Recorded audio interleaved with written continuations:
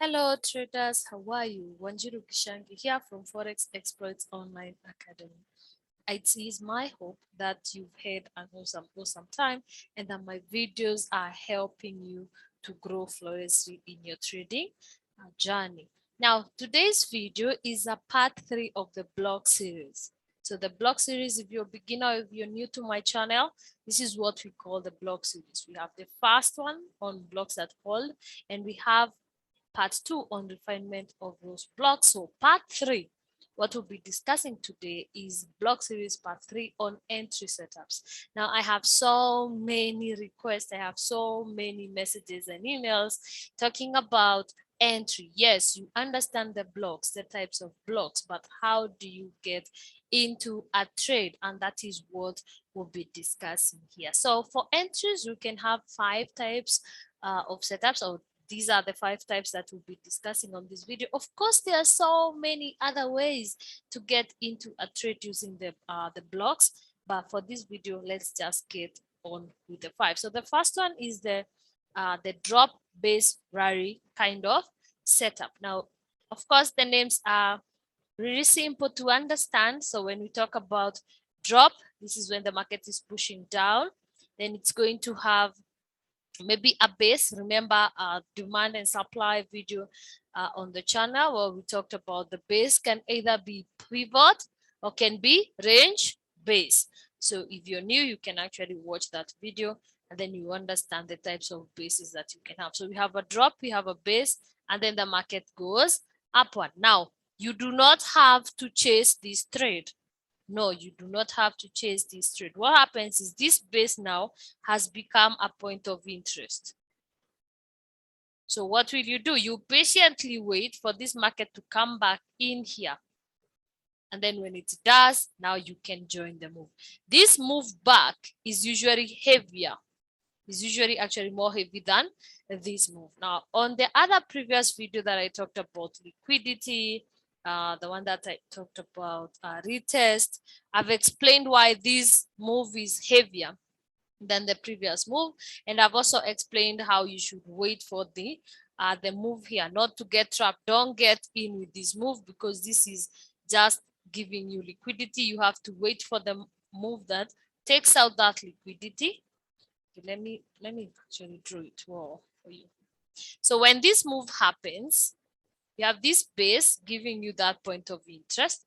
The market will show up down here, but don't take this move. Okay, then it will move as if it's pushing upward, but does not break this point, the previous high. So come back into the point of interest. So do not be hasty. Sit on those hands. Don't take the trade here at this point. Wait for the market to actually come back to your base, come back to your point of interest. And by coming back to your point of interest, we'll say that it has taken out liquidity. It has taken out this fake low. By taking out this low, it means that now the move is good or it's stronger. And of course, this move to the top becomes heavier. You can watch the other previous videos on liquidity and you learn more on this move. But this is the setup that we call the drop. So this will be the drop, this will be the base, and this will be the rally. Now when the market comes back to the base, that is when you do your entry. So your entry is at this point. Okay, that's your entry. Your stop loss always goes below your base. Okay, so that's your stop loss. Your first take profit is this apex here or the previous high. So that will be your TP1. And of course, from here, you can trail stop to the end of the day. You can either take your profits at the end of the day or at the end of the session or when you have personal goals met, or you can just swing it until there is violation or to the next or higher time frame point of interest. So that's the first one, the base, the drop base and rally. Then we have the second one that goes drop, base, drop. This is a drop, this is a base, and this is a drop. So what happens? This point again becomes your point of interest. So you wait for the market to come back. create some liquidity, comes back, take it out, and you join the sell. Please don't get yourself trapped here. Don't get yourself trapped here. This is where you say, oh, the rules were met, but when I got into the trade, it went against me. No, it's because you're making yourself easy liquidity. So do not get yourself trapped here. About the base, I will talk about more about the base as we move on, because if it's a range base, there's a video, I can't remember the title, but there's a video where I've talked about, is it a video? No, it's the book, ebook 5. That is where I've explained the different types of zones that we have, or points of interest. We said if it's a range, you want to minimize it to the last 4 candlesticks. And if you can, if there's an end gap or the other types of blocks that I discussed on part 1, then maybe you can make that your base. So there's no need of picking the whole part as a base. You can actually define it. So that is part 2, or the entry setup 2 of the drop base drop setup. Then the third one is the rally base drop, where the market is pushing up, then gives you a base, then pushes down. So we have rally, we have base, then we have the drop. So what do you do? Again, this becomes your zone, or it becomes your block, it becomes point of interest. You want the market to take away liquidity, then come back in the base or in that point of interest, then you can join the market. Note, this rule of liquidity will not always hold. There are trades you take, or the trades that will happen, that will not have this kind of pivot type of liquidity. Remember, there are 3 types of liquidities. We have the channel based, okay, the liquidity created on a channel. We have the pivot ones, this type, okay, they create highs, fake highs, and fake lows. Those are, we call the pivot type of liquidity. We also have the trend line liquidity. Okay, as the market is pushing up, we have these liquidities on the trend. So you need to understand the types of liquidities that we have, so that you're not actually just stuck with this pivot kind of liquidity. So when we say the market has to take out liquidity before you get your trade, understand the 3 types of liquidities, so that if you don't get the pivot one, of course you can have the channel based ones, or you can have the trend line base liquidity. But always make sure that before you take that trade, liquidity has been taken out. Why is that important? Because if the liquidity is not taken out, then you become part of that liquidity, which is something that you can actually avoid. Then we have the 4th one, which is rally base rally. This is the market pushing up, then we have a base and continuation up. So this becomes your point of interest. Again, you want the market to come back, take out liquidity, then back into your base and up. These are very easy setups if you just pay attention and if you're patient. Remember, if you want to be a block trader, you have to be really, really patient. Why? Because we're talking about block retest. You're waiting for the market to come back to a point that it was already created. So this is not that easy type of trade setup. Okay, they are easy, they are not really tough, but they require a lot of discipline and they require a lot of patience. Something also that I need to mention is these types of setups can work on all time frames. I've seen lately so many people doing them on the 1 minute chart. Depending with your patience and of course your discipline, you can do them on the 1 minute, the 5 minute, the 15 minute, the 1 hour, the 4 hour. For me, I would rather have them on the higher time frame because I'm more of a swing trader. But if you're day trader, a session trader, the 1 minute, the 5 minute, the 15 minutes, you do. So with this block series, part 3, or with block trading, you're free to trade in any time frame. Remember, the market is fractal, so whatever is happening on the daily is of course also happening on the 1 hour or the 1 minute time frame. But my advice would be, before you go to the 1 minute chart, try finding these trade setups on the 5 minute or the 15 minute.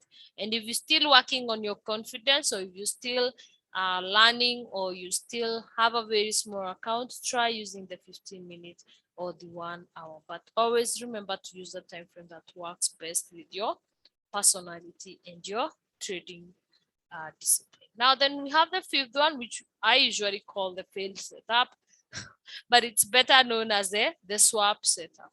Now the failed setup would happen like, let's say we are using this part here where we say this is ready, this is base. Then instead of the market going upward, it actually goes downward. What has happened?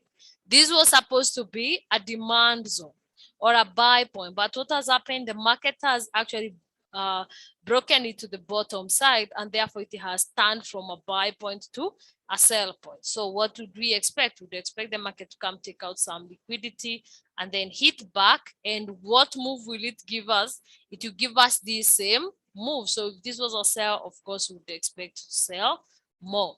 If it violated a sell point and actually bought, what would happen is the market would come back, take out some liquidity, then go back to the buy zone and buy.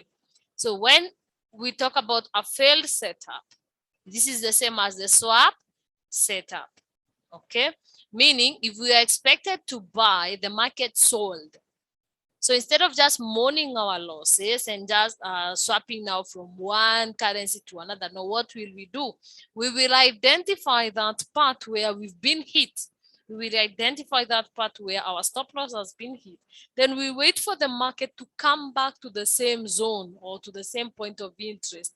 But instead of getting hit again, trying to force the market, no, we will take now the direction of the market, the direction that got our stop loss hit in the first place. And that way we are able to make up for the money that we lost and actually get paid at the end of the day. So those are the setups, the 5 setups that we will be using. So I'm just going to give a few examples on the chart. These are very, very easy trade setups that you can actually identify. So just give 2 or 3 examples so that the video is not unnecessarily a long one. So here we have the example of a drop. So when we talk about a drop, you want to see a series of red candlesticks. Okay, really many. The trick here, or usually the secret, is if you're on a selling cycle, you do not want to see 2 or 3 green candlesticks. That way it will be showing that the move is not actually a drop. But if you see that the red candlesticks are actually many, you can see we have 3. That shows that we actually on a downtrend or on a selling move. So that is what we call the drop. Now the drops get to a point where there is no more dropping at all. That is what we call the base. Now for the base, remember it can be pivot or can be a range. So in this case, this is a pivot, meaning it's only 2 candlesticks. If you go to the line chart, if you change it to the line chart, you can see it's a V. Remember, the V's are what we call the pivots. Okay, it's very sharp. It's pointed on a line chart. When you hear me talking about a pivot, it's basically those points. They're very, very sharp. It means that it's not a range, it's a sharp move. It's an in and out sharp move. So let's go back to the candlesticks. So you see these are 2 candlesticks, meaning this is a pivot base. Now we have the base. Now from the base, what do you expect? This is a drop and a base. Now can work 2 ways, can be drop base, then the market continues dropping. That would be the drop base drop. But in this case, it's a drop base rally, meaning the market moved down, took a break, then pushed up. Now, we may have missed this opportunity. We may have missed this move. So what do? We do not chase it. We do not chase it. What do? We wait for the market now to come back. Remember, we've already marked our base. So what do? We wait for the market to come back. Now, before it comes back to our base, what does it do? It gives us a fake low. Now, this is what will capture those people who are very, very, very impatient and greedy.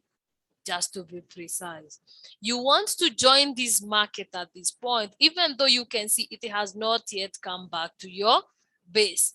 So what happens is you're going to get in here, get some money, tell yourself that you want to swing it because these are the extreme low. So you want to swing it, but what happens? The market actually comes back against your trade. And if your lot was a bit crazy, you can imagine that by the time the market is coming back to the base, you actually don't have an account at all. Now, that's the sad part of when you make yourself liquidity, when you make yourself easy target. So what do you want to do? You want to sit on those hands when liquidity is being created. You want to sit on those hands and actually be very patient and wait for the market to come back to your base. I know that it's not all the time that the market will actually give you that beautiful tap. It's not at all times that the market will give you that beautiful inside the base tap. It can actually just do this because of the spread. Okay, can just give maybe a pip or two away. That happens.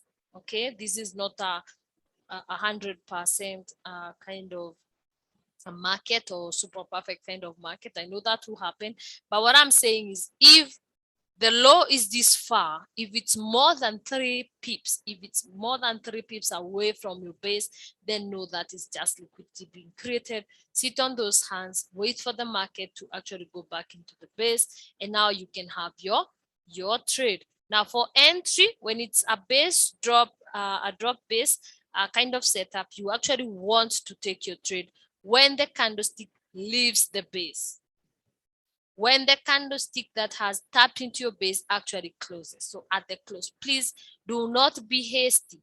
Don't get into a trade just because you've seen a tail. No, wait for that actual candlestick to close. And if you're very risk averse, you can also wait for the next candlestick. There's no harm of waiting for this green candlestick as a sign, just to be very, very sure. And you see what they have formed on the base. They have given you a beautiful engulf. So with every engulf kind of block, you know that we need a retest. So even if you waited for these 2 candlesticks, you'd still have taken the same entry with this retest of the engulf block. And then from there, you have your trade. Remember, your stop loss will always be below the base or below the point of interest. Now, your first take profit, let's say you're not a swing trader. Your first take profit is, of course, the last high or the last push of the rally. That is your first TP. Remember, you can also TP in here depending with your interest. But the best so that you really get paid is at the last liquidity zone. And then from there, if you're a swing trader, you can hold this trade. So if you got into this trade, you're actually holding it up to this point, and you can see it's been a very, very beautiful trade. So that is one example. Example number 2 is when now you're having the rally base drop. So we're pushing to the top side. Then we get to a point the market is not pushing higher anymore and actually changes downward. Now to this point, you create your base. Now what do? You wait for the market to come back to that point. Now here you will not have that pivot kind of liquidity. You see, now we have all these wicks at the end here. So this, we can call it the trend line liquidity that will be taken out, and when the market comes back into your base, it pushes lower or it repeats the same move. Now, something else that is important, or the rules that are very important when you're marking your base or when you're marking your point of interest, is that you really want to make sure there is break of market structure. Very, very important. Now, your entry is, of course, at the base. Remember, we said wait for the candlestick to actually close out of the base, Why is this important, that you wait for the candlestick to close out of the base? Is because of the failed setup. Remember, I told you that there's this part here, the failed setup. So you don't want to be in a hurry, because suppose you get into a sell here, but then it end up being a swap setup. All your stop losses will always be hit. Now, to be very, very sure, you want that candlestick to actually close out of that base. And then from there, if it's an engulf again, or this is a double tweezer, but there was an engulf here, so you would expect that once the setup is done, there'll be a retest. Okay, a retest, and then you see how beautiful that move is. Another example, before we get to the failed one, let's see if we have, we have the rally, we have the base, we have the drop. And when the market comes, of course, this is a trend line liquidity. We don't have a pivot, so we have a trend line liquidity, and then we have the market going lower. Now, something secret number 0002,000 is if this setup is at the extreme. Okay, it's at the extreme. Look left and see if there's anything. But the extreme, it's good if you can hold that trade for a while. Okay, the same thing with this one here. If it's at the extreme, look left. How do you tell it's on the extreme? You look left, see if there was any activity at that point. You see there is none, therefore you can hold it for a few days. Okay, but again, depending on your trading personality, if you're not okay with holding it, you can just get out and maybe rejoin the following day. Another example, now let's talk about the swap. Okay, before we get to the swap, let's talk about the stop hands. I don't know if you remember or if you watched the other video on the savior strategy. We talked about stop hands. Okay, stop hands. So now with the same block setup, with the same entry block setup, there are times like, let's say you missed this entry here, or you missed this setup first. You see this is also let me mark this. See this and push up. Then would have this as the base. Let me delete this so that it doesn't. Then you have rally, you have base, then we have this as the drop. You have that. So this is the base here. I'm just giving you another setup. So we have this as the base of rally, base, drop. Then we have all this liquidity. This is what we call the channel liquidity. See how this market is just pushing on a range thing. Then we also have this, but the market now came back to the base. What would expect is a sell, right? But what happened to our base? What happened to our base at this point? We have these two candlesticks here. These two candlesticks pushing above our base, breaking our base. So if we had an entry, and this is why it's very, very important to follow entry rules. This is why it's very important to follow entry rules.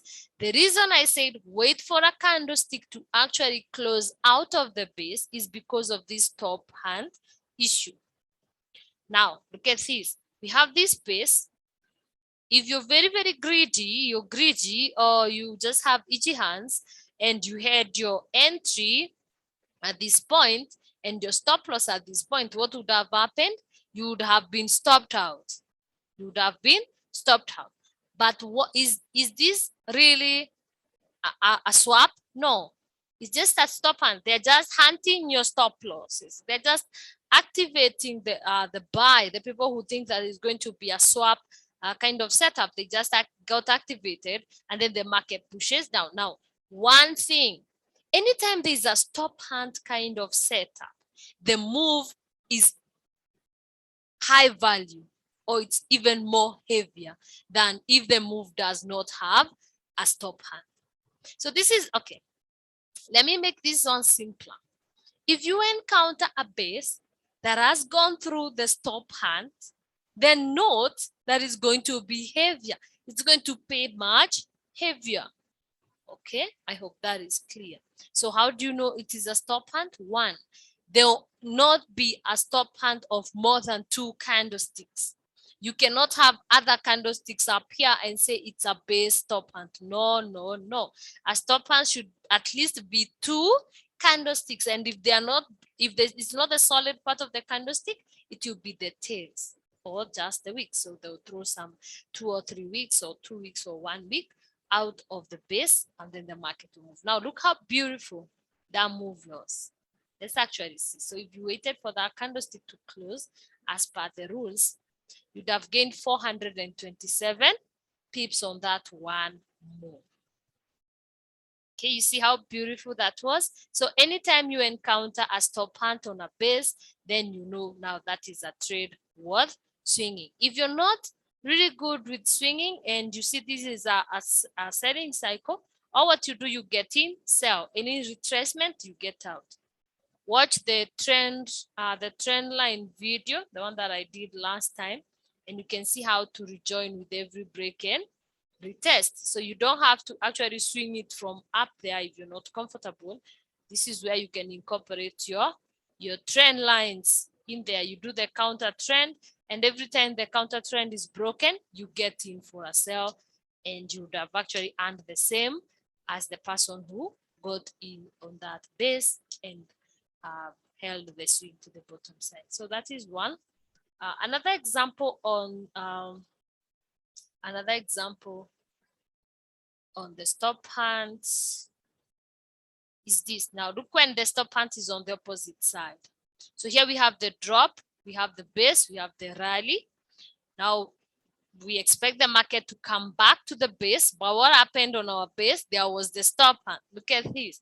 There was these two candlesticks that actually broke our base.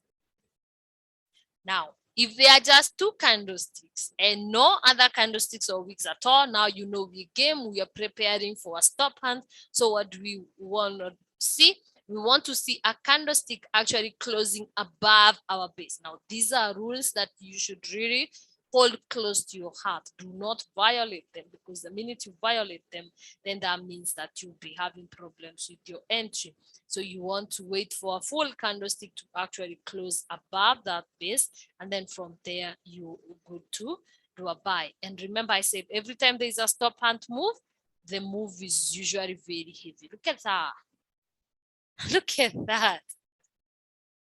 Can you see when we talk about a heavy move? So those are a lot of pips. Those are a lot of pips. And where did they come from?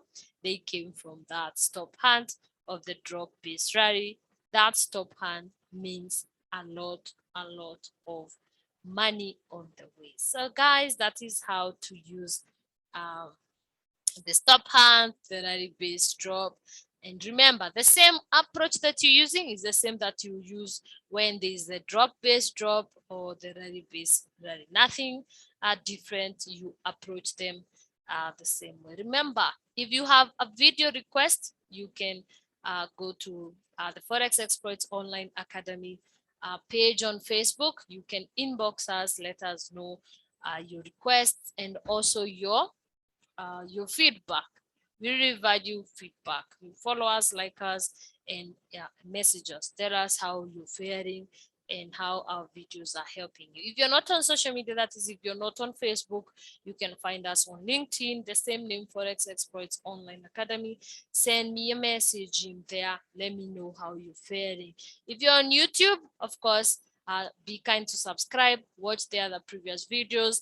Let us get your feedback, and do not forget to learn market structure. If you're a beginner or you're a trader and you're not getting consistent, remember to watch the market structure video. It's very important, very important. So that's a very important video. This is the most important video. This is the most important video in any trader's journey. And of course, if you like trading fundamentals and you know how to trade the CAD monetary policy or the other monetary policies, you are free and you're welcome to watch these monetary policy type of trading.